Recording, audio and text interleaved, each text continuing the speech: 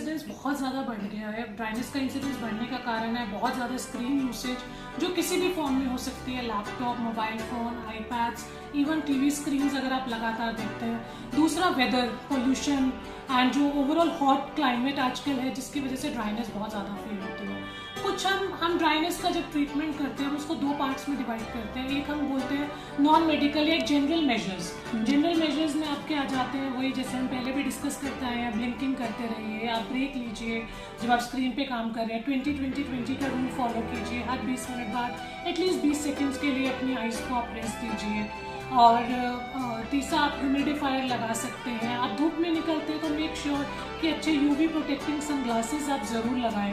Drink plenty of water. Summer season में, hot season में आपका बॉडी डिहाइड्रेट नहीं होना चाहिए, तो प्लेंटी ऑफ फ्लूइड्स आप करें। अगर आप कॉस्मेटिक्स यूज़ करते हैं तो कॉस्मेटिक्स मेक श्योर कि आप उसको नाइट टाइम एक अच्छे कॉस्मेटिक रिमूवर से, किसी भी तरह के oil based, water based remover से आप उसको अच्छे से क्लीन करें।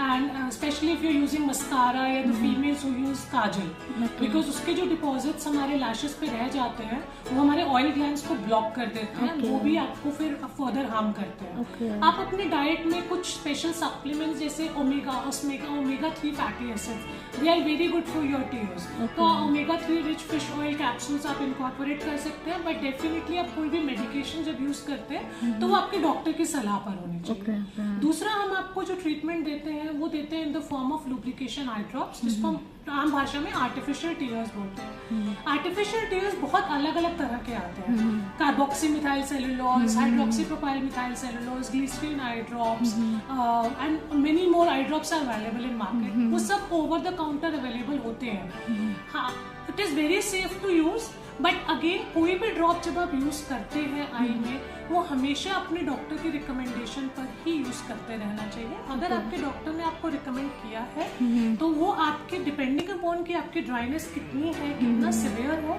वो आपको बताते हैं कि आपको कितना फ्रिक्वेंटली यूज करना चाहिए और कौन सा आर्टिफिशियल टीयर आपकी आई के लिए सबसे बेस्ट है। क्या एज भी मैटर करता है इसमें? मैम ड्राइनेस अब एक्चुअली बिकॉज छोटे बच्चे भी बहुत ज़्यादा स्क्रीन यूज़ करने लगे हैं तो ड्राइनेस होने लगी है, बट हमारी कोशिश ये होती है कि छोटे बच्चों को स्क्रीन वो कहीं ना कहीं सिर्फ अपने रिक्रिएशनल पर्पस के लिए यूज कर रहे हैं, हम उनको वहां से हटाएं। बिकॉज इतना छोटा एज से वो आई ड्रॉप्स डालने लगेंगे, उनके जो नेचुरल टीयर्स है वो काफी हद तक हैम्पर हो जाते हैं। यस, जहाँ जरूरत होगी वो डाल सकते हैं, उसमें कोई सेफ्टी इशू नहीं है।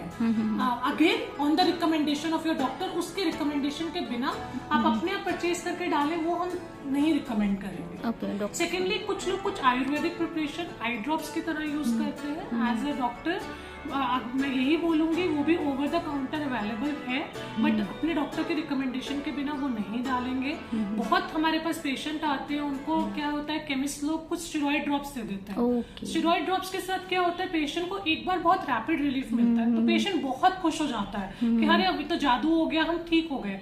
बट वो ड्रॉप जब आप लगातार डालते हैं तो आंखों में बहुत सीरियस कॉम्प्लिकेशन हो सकती है। आपकी आंखों का प्रेशर बढ़ सकता है, आपको काला मोतिया हो सकता है, आपको सफेद मोतिया हो सकता है। तो कोई भी ऐसा आप ट्रीटमेंट यूज करना चाहते हैं, कोई टैबलेट, कोई ड्रॉप, आप अपने नियरेस्ट ऑफ्थेल्मोलॉजिस्ट को दिखाइए और वो जो आपको रिकमेंड करते हैं आप वो कीजिए। Thank you.